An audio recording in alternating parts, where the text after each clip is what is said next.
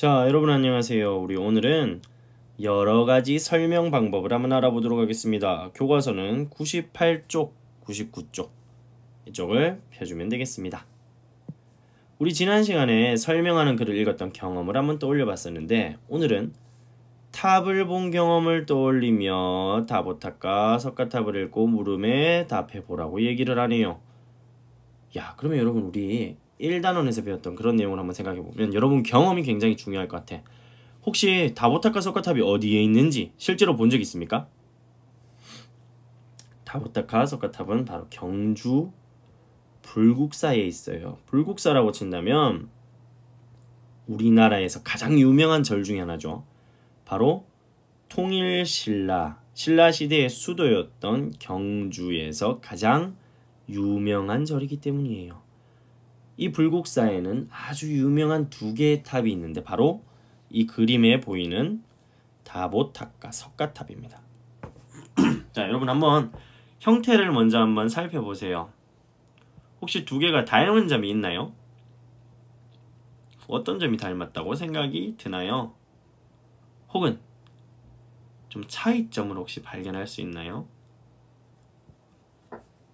이런 것들을 생각을 하면서 이 글을 한번 읽어보도록 하겠습니다. 자, 선생님이랑 같이 읽겠습니다. 다보탑과 석가탑. 우리나라에는 화강암을 쪼아 만든 석탑이 많습니다. 그 가운데서도 잠깐 조금 가볍게 해서 그 가운데서 가장 유명한 탑은 다보탑과 석가탑입니다. 다보탑과 석가탑에는 공통점과 차이점이 있습니다.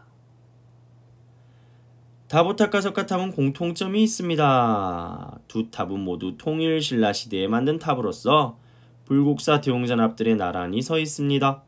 또 두 탑은 그 가치를 인정받아 국보로 지정되었습니다. 문단이 바뀌고 두 탑의 모습은 매우 다릅니다. 여러분 함께 읽으세요. 다보탑은 장식이 많고 화려합니다. 십자 모양의 받침 주변에 돌계단을 만들고 그 위에 사각, 팔각, 원 모양의 돌을 쌓아 올렸습니다. 반면 석가탑은 우리 반면 무언가 비교를 할 때 혹은 대조를 할 때 쓰이는 말이에요. 그것과 다르게 이런 뜻이죠. 석가탑은 단순하면서도 세련된 멋이 있습니다.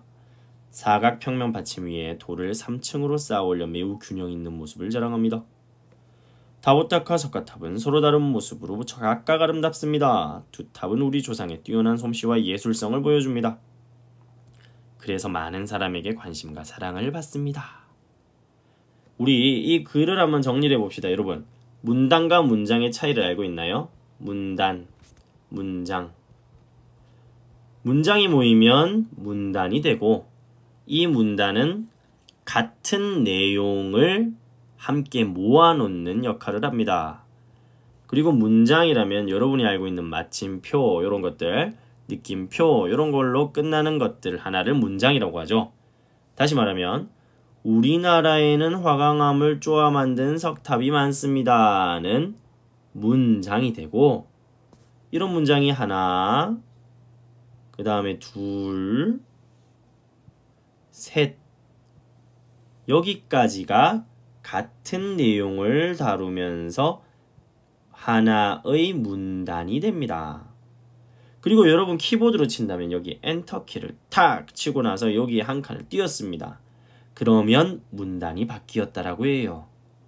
그럼 지금 여기에서 문단이 몇 개가 있는지 한번 먼저 찾아볼까요? 자, 얘가 1문단이 되고요. 그렇죠. 여기 다시 딱 띄워졌으니까 여기서 여기까지가 2문단이 됩니다. 그리고 여기 띄워지고 그 사이에 없으니까 계속 내려와서 자, 여기가 바로 3문단이 되겠죠. 그리고 여기 한 칸 띄워지고 자, 4문단, 총 4개의 문단이 있습니다. 무슨 말인지 이해를 했습니까? 그러면 선생님이 이제 다음 활동을 하기 위해서 이 내용은 지우고 자, 2번 문제로 2번 아닌가 1번 문제로 한번 가보도록 하겠습니다. 각 문단의 중심 문장을 찾아보세요 라고 되어 있네요. 중심 문장 기억나나요? 작년에 배웠었죠? 자, 중심 문장 말고는 어떤 게 있나요? 그렇죠. 바로 뒷받침 문장이 있습니다.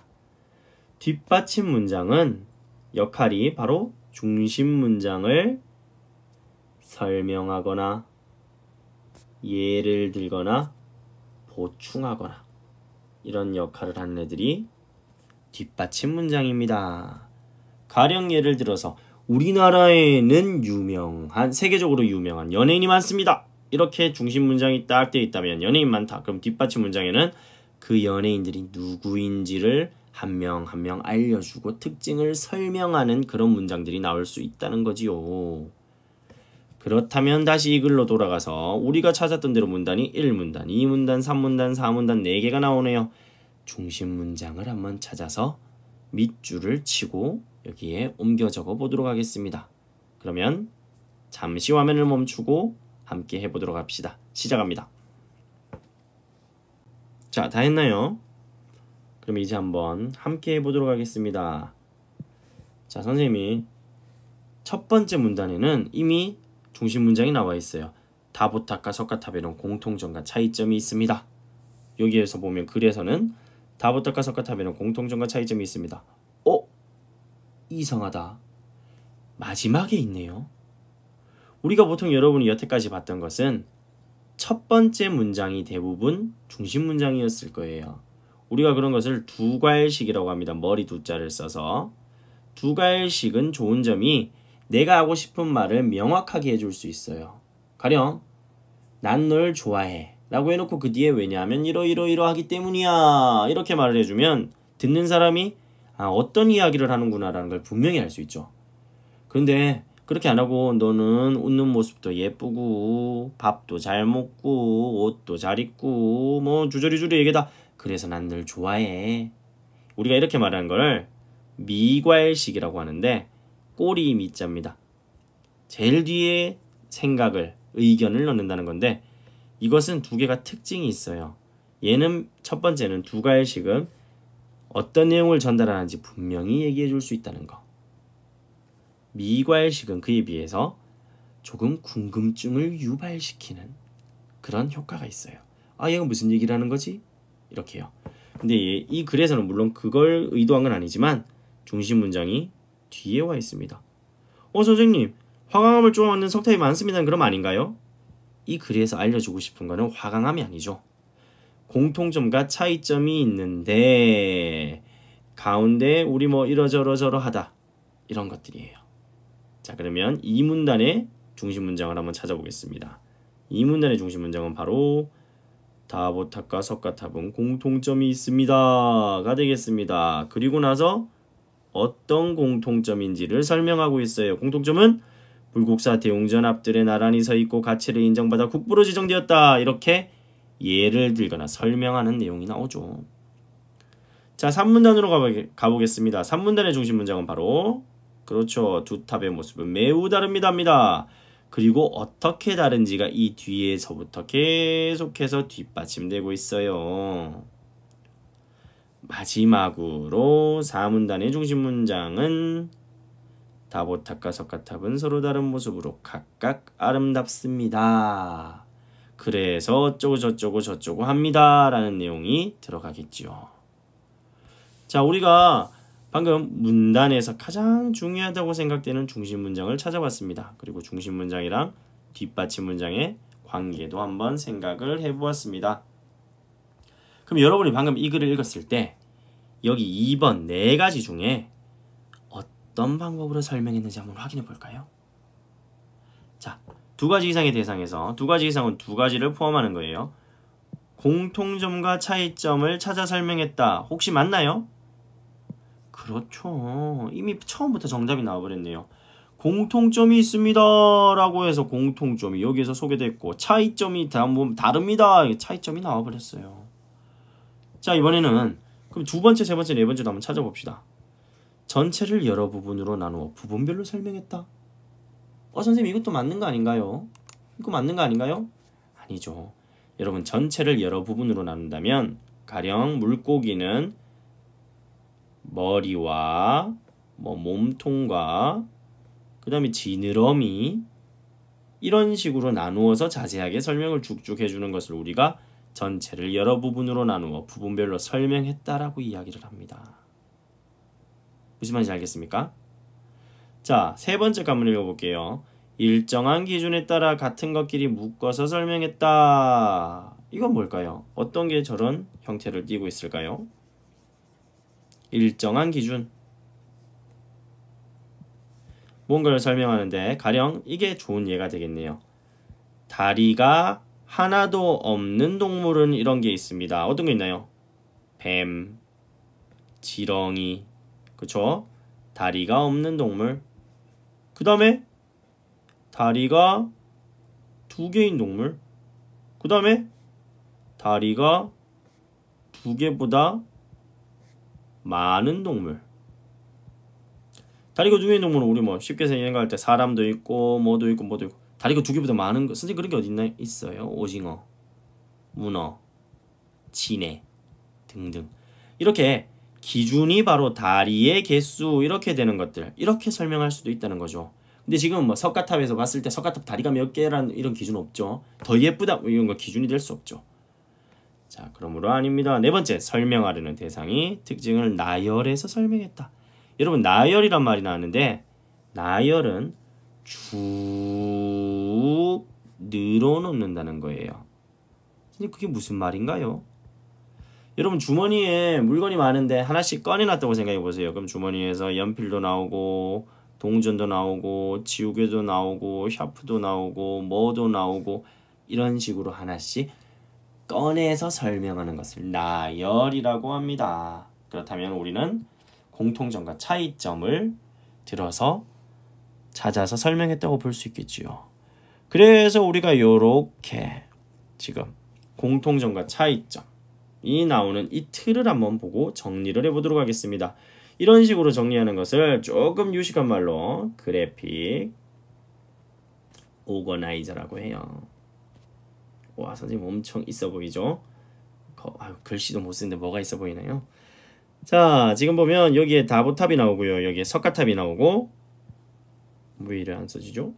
석가탑이 나오고, 그 다음에 요 사이에 들어가는 게 공통점입니다. 공통점이 이미 소개가 되어 있네요. 화강암을 쪼아 만든 석탑이다. 통일신라시대에 만들었다. 우리나라 국보이다. 또 어떤 공통점이 있었나요? 빨리 글로 돌아가서 찾아봅시다. 공통점이 있습니다. 신라시대 때 만들었다. 요 내용이 안 나와 있네요. 불국사 대웅전 앞들에 나란히 있다. 불국사 대웅전 앞들 얘기가 나와야겠네요. 그렇죠. 그리고 나서 사실 공통점보다 여기서 요 부분 공통점보다 여러분이 이제 잘 찾아야 되는 게 각각 차이점입니다. 자, 여기 다보탑 있는 부분의 차이점은 이 공통점을 제외한 다보탑의 특징이 드러나야 돼요. 마찬가지로 여기 아랫부분에 석가탑이 있는 부분은 공통점을 제외한 석가탑의 특징이 드러나야 합니다. 자, 다보탑의 특징, 장식이 많고 화려하다. 또 다시 가봅시다. 다보탑은 장식이 많고 화려하다. 그리고 십자 받침 모양의 돌계단을 만들고 그 위에 사각8강 원 모양의 돌을 쌓아 올렸다라는 내용이 있네요. 요거죠, 요거. 지금 보면 십자 모양의 받침대 주변에 돌계단을 만들고, 돌계단, 이 돌계단이 보이네요. 여러분 여기 한번 가르쳐봐요. 돌계단, 그쵸? 그 위에 사각형, 팔각형, 원, 다양한 모양이 막 이렇게 있다는 거예요. 얘가 팔각형인가 보네요. 이것이 바로 다보탑의 특징입니다. 그럼 여러분은 여기에다가 선생님 너무 길어서 안 쓸래요. 여러분 쓰세요. 여기에 뭐 돌계단 위에 사각형, 팔각형 어쩌고 저쩌고를 정리해주면 되겠습니다. 석가탑은 단순하고 세련된 멋이 있다라는 것 뒤에 석가탑은 단순하고 세련된 면이 있다. 뒤에 사각평면 받침 위에 사각평면 받침, 여기 아랫부분을 뜻합니다. 돌을 3층으로 쌓아 올려서 층이 3층으로 쌓아 올려져서 매우 균형 있는 모습을 자랑합니다 라고 되어 있습니다. 선생님이 아는 게 정확한지 모르겠지만 요게 1층 지붕, 2층 지붕, 3층 지붕, 나머지는 지붕이 아니고 장식이라고 선생님은 알고 있습니다. 아닐 수도 있어요. 확신이 없네요. 자, 우리는 어쨌든 국어 수업을 하고 있으니까 그 내용이 이 부분에 들어가주면 되겠죠. 맞습니까? 자, 우리가 요 부분을 안 하고 왔는데 요 부분이 가장 중요한 부분입니다. 자, 요거를 지우도록 하겠습니다. 지우고 여기 정리하는 부분을 함께 읽도록 합시다. 2가지 이상의 대상에서 공통점을 찾아 설명하는 것을 비교라고 합니다. 공통점은 비교, 차이점을 찾아서 설명하는 것은 대조라고 합니다. 우리가 흔히 그런 말 하죠. 엄마 나를 친구랑 비교하지 마세요. 그런데 사실 국어에서 본다면 공통점이 비교예요. 그러면 나와 친구의 공통점을 찾지 마세요. 이 말을 한 게 아니잖아요. 나랑 친구를 서로 다른 걸로 자꾸 하지만 대조하지 마세요 라고 하는 게 사실은 정확한 거예요. 물론 우리가 이거는 국어 수업에서 하는 이야기입니다. 자, 잘 정리해 봅시다. 공통점은 비교, 차이점은 대조라고 합니다. 대조. 그래서 우리가 방금 이 글을 비교 대조의 방법으로 쓴 글이라고 합니다. 비교 대조의 설명 방법으로 쓴 글. 자, 그러면 과제를 하나 낼게요. 여러분 생활 주변에서 이런 방법으로 쓰인 글을 하나 찾아서 그 글을 친구들에게 소개해주면 되겠습니다. 자, 아까는 석가탑과 다보탑과 석가탑 두 개의 탑에 대한 이야기였는데 이번에는 세계 여러 나라의 탑을 소개를 해주려나 봐요. 야, 이거 재미있겠다. 탑. 대상을 설명하는 방법을 생각하면서 세 개의 탑을 읽고 물음에 한번 답을 해보겠습니다. 세 개의 탑 함께 읽도록 하겠습니다. 여러분 선생님과 같이 읽도록 하세요. 갑니다. 사람들은 다양한 목적으로 탑을 세웁니다. 종교나 군사 목적으로 탑을 만들 뿐 아니라 무엇인가를 기념하려고 탑을 짓습니다. 세계 여러 도시에 있는 유명한 탑을 알아봅시다. 이탈리아가 소개되네요. 이탈리아 토스카나주에는 피사의 사탑이 있습니다. 피사의 사탑. 이거 기울어 있는 이 탑이잖아. 야, 이 탑이 처음에는 이렇게 기울어지지 않았는데 점점 뭐 기울어졌다 그런 얘기가 있죠. 피사의 사탑은 종교 목적으로 만들어졌습니다. 55m 높이로 세운 이 탑은 완성한 뒤 조금 시간적으로 기울기 시작해서 현재의 모습이 되었습니다. 야, 이거 이러다 화당 무너지는 거 아니야? 그 아슬아슬한 모습은 눈길을 많이 끕니다. 두 번째는 프랑스 파리. 야, 프랑스 파리가 소개되는구나. 프랑스 파리 에펠탑. 엄청 유명한 탑이죠. 에펠탑이 있습니다. 에펠탑은 1889년 프랑스 혁명 100주년을 기념해서 세웠습니다. 에펠탑의 높이는 324m. 이야, 엄청나게 높네요. 여러분 운동장 한 바퀴 돌면 보통 100m니까 그 한 바퀴를 쭉 늘려가지고 곱하기 3배. 엄청난 높이네요. 해마다 세계 여러 나라에서 수백만 관광객이 찾을 만큼 유명합니다. 현재는 파리뿐만 아니라 프랑스 전체를 상징하는 건축물이기도 합니다. 그렇죠. 프랑스 하면 에펠탑. 세 번째로 소개되는 것은 중국 상하이에는 높이가 468m인 동방명주탑. 이야, 이름이 아주 멋지구만. 동방명주탑. 이인가 보네요. 이야, 모양. 이 탑은 1994년 방송을 송신하려고 세웠습니다. 방송을 맞네요. 위에 여기 보면 안테나 같은 게 있네요. 동방명주탑은 높은 기둥을 중심축으로 해서 구슬 3개를 끼워놓은 듯한 모습. 하나, 둘, 셋. 그렇네요. 독특한 외형 때문에 동방의 진주라고 불립니다. 라고 하네요. 옆에 있는 건물들이랑 비교를 했을 때 엄청나게 높다는 걸 알 수 있네요. 자, 문제 한번 풀어봅시다. 이 글의 문단 내용에 알맞은 설명을 찾아 선으로 이어보세요. 자, 여러분 이 4개 내용을 읽기 전에 오른쪽부터 보겠습니다. 오른쪽. 설명하려는 대상의 예, 설명하려는 대상. 이걸 먼저 보고 글로 들어가 봅시다. 이 글은 무엇을 소개하고 있나요? 그렇죠. 세계의 탑을 소개하는 거예요. 그렇다면 세계의 탑, 세계 여러 도시에 있는 유명한 탑을 알아봅시다 라는 게 결국은 설명하려는 대상이죠. 자, 이탈리아에는 이런 탑이 있습니다. 프랑스 파리에는 이런 탑이 있습니다. 중국 상하이에는 이런 탑이 있습니다. 가 각각 예가 되겠죠. 탑들의 예. 그러면 이렇게 쫓아가야 되겠죠. 이 글이 대상을 어떻게 설명했는지 두 번째 문제를 한번 찾아가 보도록 하겠습니다. 자, 2가지 이상의 대상. 우리가 알고 있어요. 우리 이런 걸 뭐라고 불렀습니까? 아까 비교와 대조라고 불렀어요. 이건 아니에요. 이미 이건 아니라는 것을 우리는 알고 있어요. 전체를 여러 부분으로 나누어 부분별로 설명했다. 탑의 윗부분, 중간부분, 아랫부분? 아니죠. 일정한 기준에 따라 다리가 몇 개인 탑, 몇 개인 탑 이렇게? 아니었죠. 다시 말하면 얘는 여러분 설명하려는 대상의 특징을 쭉 나열해서 첫 번째는 이런 탑이 있어요. 두 번째는 이런 탑이 있어요. 세 번째는 이런 탑이 있어요. 여러 가지 탑을 계속해서 소개를 해줄 수 있을 거예요. 우리가 이것을 바로 열거라고 합니다. 열거, 늘어놓는다라는 뜻이에요. 같이 읽어보겠습니다. 자, 시작. 설명하려는 대상의 특징을 나열해 설명하는 방법을 열거라고 해요. 열거는 표현하려는 대상이나 내용을 구체적으로 알려주는데 좋은 방법입니다. 라고 해요. 빠르게 다음 장으로 넘어가겠습니다. 이 글에 알맞은 틀을 골라 내용을 정리해보세요 라고 하고 뒤에 붙임 11에 붙임 딱지를 한번 붙여보라고 합니다. 여러분 붙임 딱지 지금 바로 화면을 멈춰놓고 한번 떼보세요. 자, 아마 여러분 붙임 딱지는 선생님이 지금 붙임 딱지가 여기 안 보여서 이런 형태를 띄고 있을 겁니다. 둘, 셋. 그림을 엄청 잘 그리네. 자, 그럼 여기에 들어갈 내용은 아주 간단하게 정리가 되면 되겠어요. 세 개의 탑. 그래서 어느 탑? 이탈리아, 토스카나주. 아휴, 다 못 쓰겠네요. 글씨를. 피사의 사탑. 선생님이 사실 글씨를 굉장히 잘 쓰는데 지금 빨리 수업을 하려고 그러다 보니까 변명은 하지 않겠습니다.